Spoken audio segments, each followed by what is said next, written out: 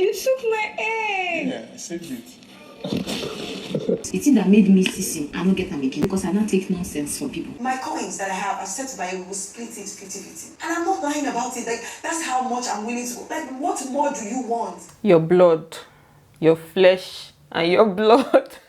You guys, don't mind me, I'm joking. So let us talk about the happenings and the events from last night. Welcome back to my channel, guys. If you are new here, please subscribe, turn on your post notifications so that you can get notified each time I post a brand new video, and do not forget to give the video a thumbs up. So today I'm going to begin with love matters because we have some new dynamics in the house. There's a new ship in town, and I don't know, I'm seeing different names online. I've seen Pere, Ile, Pre-Baye ship, whatever it is. And the first video I saw that they made into something huge was the video where Prince was trying to stop Tonani Bad from hitting Ilebaye. He was just like protecting her, and they added a sound to that video. They made that video look like a video from a movie scene where someone was protecting his love interest, and I was like, what is happening here? What's going on? Is that something I've not seen? So that was the first video that I saw. Then I knew that, okay, people were onto something here, right? I cannot include the song in this video because of copyright, but the song was rhyming with like love interest things. The comments were going like it's giving K-drama situation, right? And then last night we saw more. We saw some other things. Prince was giving massage to some of the housemates, more like chiropractor type thing. And then he gave the guys, the ladies, some guys and some ladies, and he got to Lebaye's turn, and it was made into a very big deal. And you know, he actually handled her in a gentle way, or well, let's say gentle, but he spent more time.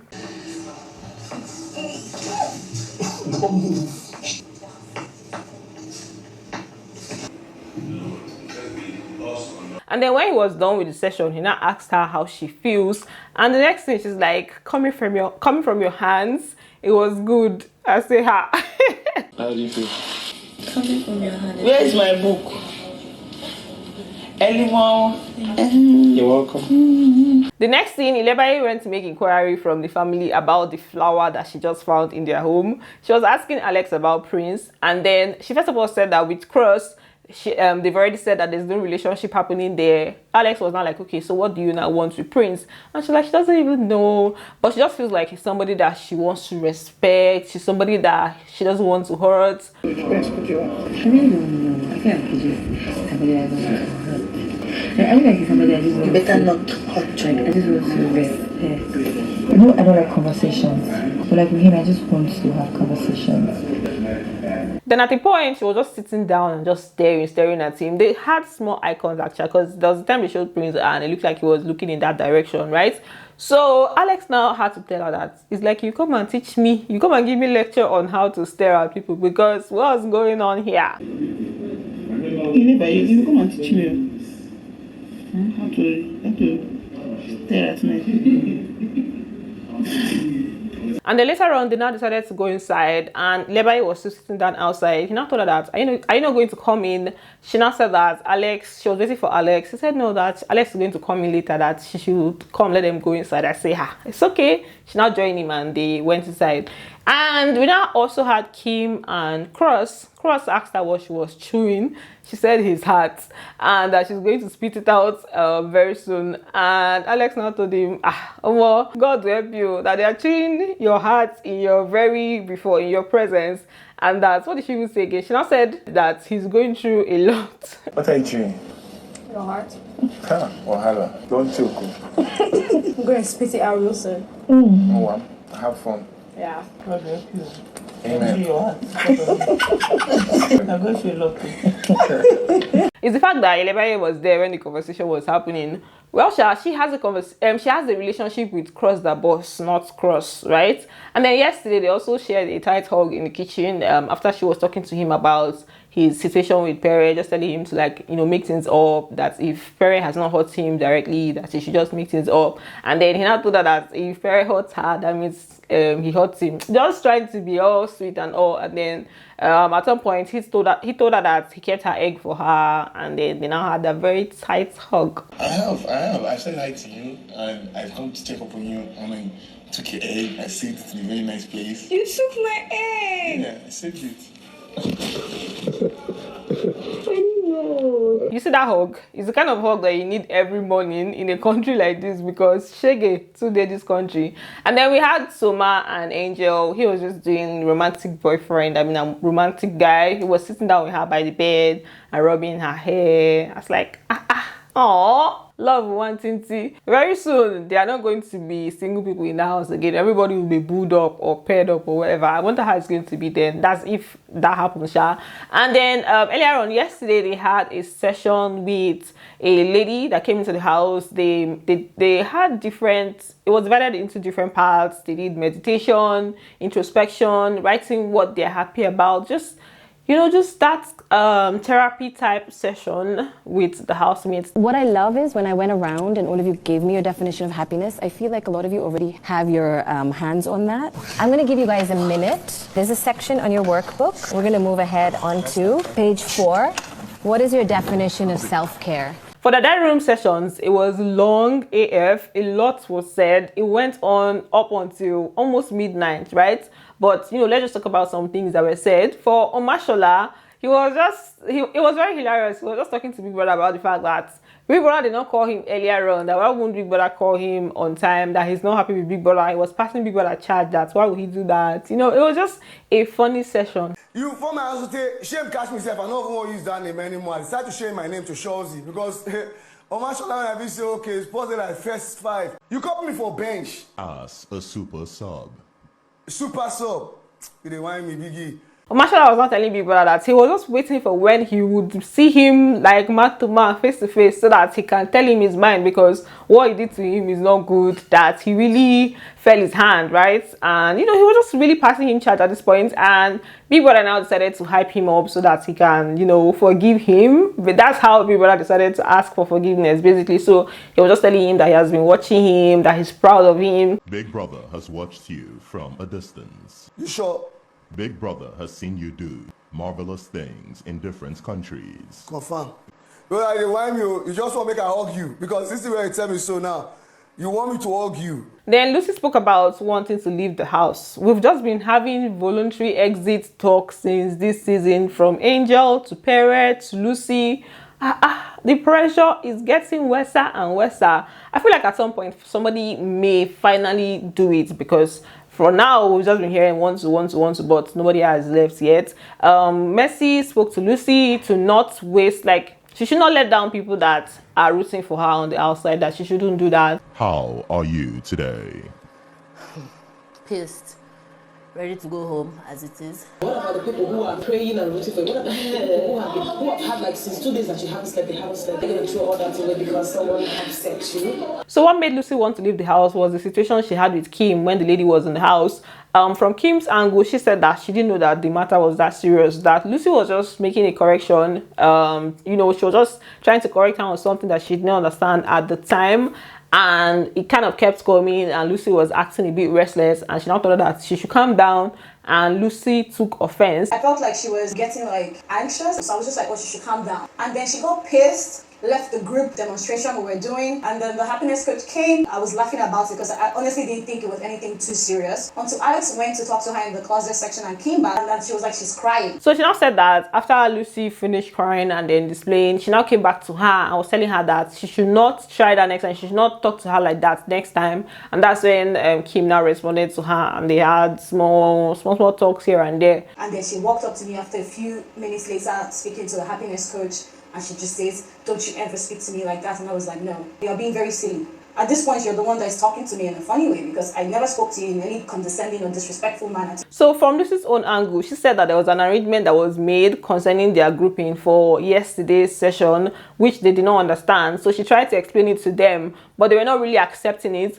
And then when the lady came, she also did the same thing as the way Lucy said it. So that's when Lucy was now saying that, okay, you see that this is what I said earlier on. And then another situation happened where there's something she was trying to explain to Kim on a book or something, on a notepad, and Kim now went up on her that she's more like, kind of like she's doing too much, that she should relax. And that's when, you know, she took offense. And I turned to Kimopra, I'm like, you see, I tried to tell you earlier that this was how it was supposed to be.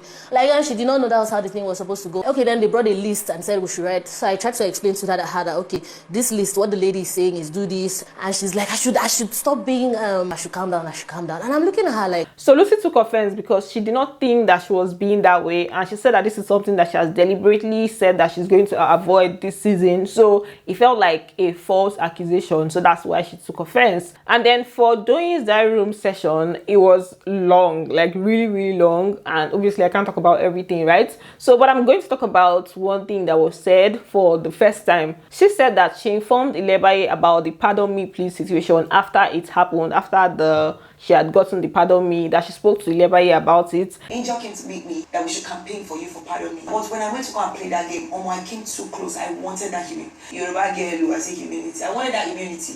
When I saw that they were mentioning Neo's name, I'm like, how is Neo even coming in play? Me, I told them that I wanted to be pardoned. I had the conversation we had. So I mentioned in one of my videos that Doyin would have informed Ilebaye about the pardon me please situation, how everything played out. I did not know that she even had a conversation with her, which is what she said today. So I said, let me point that out. So Big Brother made some correction on some of the details of the conversation that she said she had with Ilebaye, which kind of signified that maybe she sugar-coated it a little bit, but ultimately she had the conversation with Ilebaye. So she was now saying that when Venita told Ilebaye about the situation, she added some external factors, salt, pepper, sugar, everything. She added so many things to it. And then Ilebaye did not really give her the full gist. And she was now angry, or she was now feeling bad that Ilebaye would take Venita's word over hers. Or you will take the words of people that have done absolutely nothing for you, that have not been over mine. My coins that I have, I said to buy, we will split it 50-50.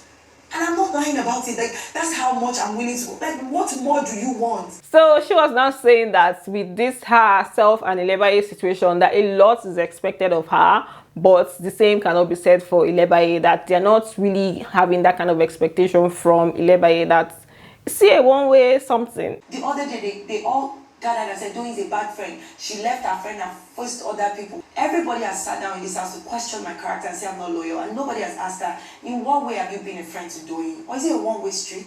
And then she now spoke about the conversation that she had with Ceec, where Ceec was telling her that she's not a good friend, but that the reasons that Ceec gave, she couldn't really understand it. She now said that in fact that the Big Brother gets these housemates from Yaba Left. Yaba Left is where they keep people that are not mentally okay. So she said whether Big Brother brought crazy people into his house. And then she now gave an example that Ceec gave her, that is one of the reasons why she feels like she cannot trust her as a friend.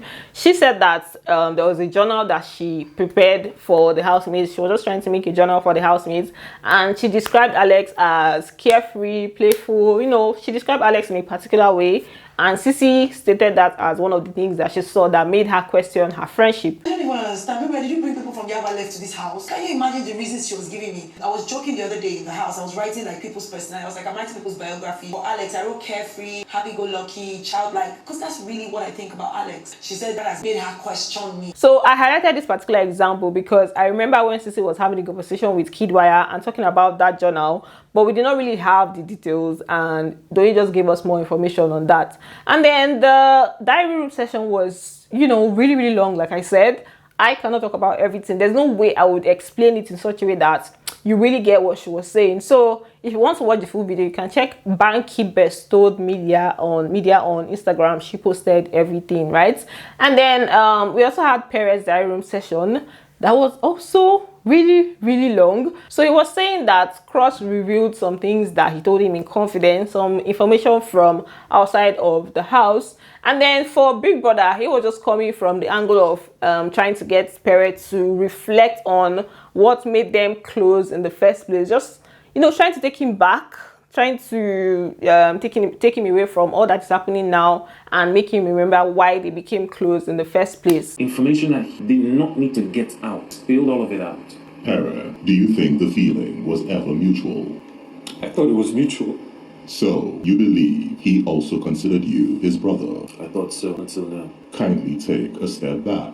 Then they now had a long session back and forth, things were said here and there, of which for the most part Pere didn't seem to accept any part of the blame of how things played out. So Big Brother now told him that accountability makes relationships thrive.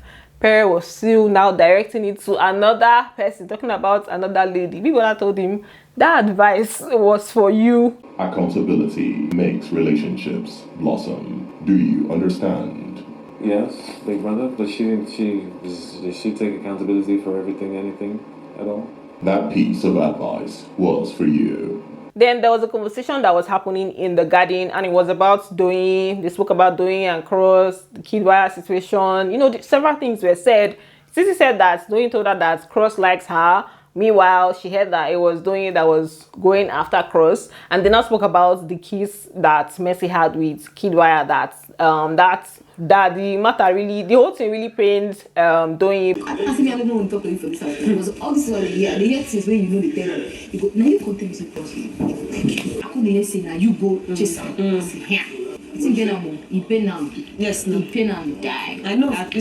Mercy now said that Doyin approached her later on after hearing about the keys and was asking her about it, and then Mercy told her again that she cannot remember. And then she now spoke about Doyin's friendship with Kid Wire, that they were always insulting themselves. Ceec now said that she feels like Doyin bullied Kid, that she used to tell her that she was bullying Kid, always insulting him. She said, can you see me after that? She said, I can't remember. She said, how can you not remember? Saying, girl, I cannot remember. Like it's somebody that I don't even they use, I don't know if it's play or but the things they tell themselves. I tell her now, they bully this boy. They cause him. Then Mercy now made reference to what Doyin said after the Ilebaye video was played, when she was just like going off. She said that Doyin called Ike a criminal and that he's going to go back to jail. You guys know that he has a jail experience. So she said that Doyin mentioned that, right? That kind of like it was too much. Even though what he did was wrong, if you see what she used mouth. Tell this one. Yes. He said you will go back.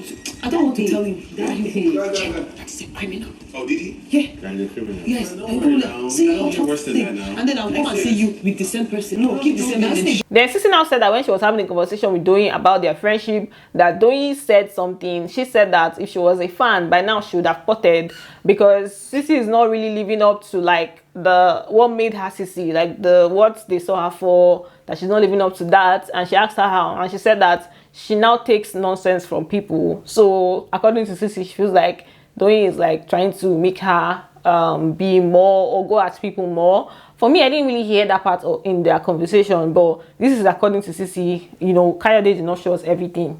See, by now she don't change from this. I say why? She said because it's that made me Ceec. I don't get them again. I say what be that? She said because I don't take nonsense from people. So what you want me to do every day? I go find one person they fight. And then I'm old. I don't think you're my friend though, because my friend would not advise me such. Then they now spoke about Prince, saying that Doyin is kind of like onto Prince. Alex said that she saw them spent a good time together earlier on, and then Ceec now said that Doyin was just raving about him. You know, she was just saying different things, saying that she likes the way he thinks. I say, ha. I've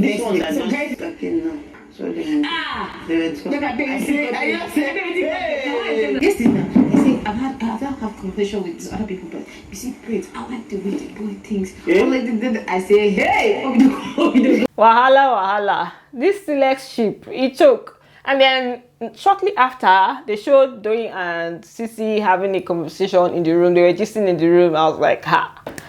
The friendships in this house, I don't know, all of them have been shooked. I don't even understand the kind of friendships that are happening in this house, but it's okay. I think the only friendship that is still like, they never shake them at all, is Fraud and Mercy. And I don't even feel like, let's be watching the way this house is going, anything can happen. But yeah, that's basically it for this video.